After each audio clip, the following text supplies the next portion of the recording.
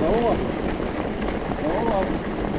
kratka ova udaranja po kamenju. Dobro. Kaj treba ga upustiti? Treba brzo kompresiju spustiti. Tako je. Da, znači da ti povrat, rebound, moraš imati i pritisak i povrat moraš imati, a ovisi o brzini, jebi ga opet, ne?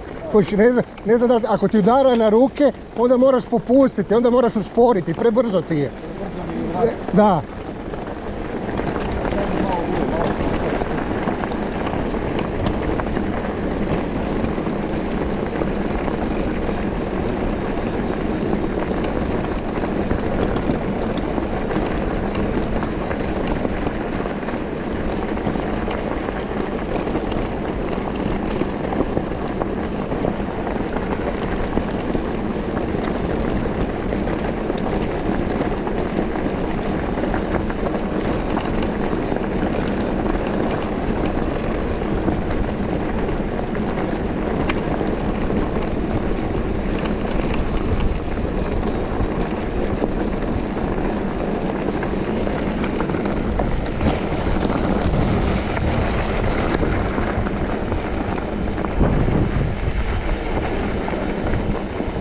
Hotspot.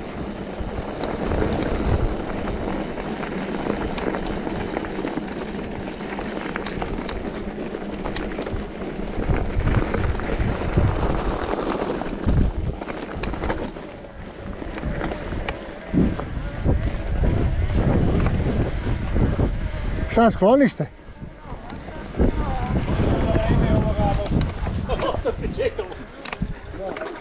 Lisina.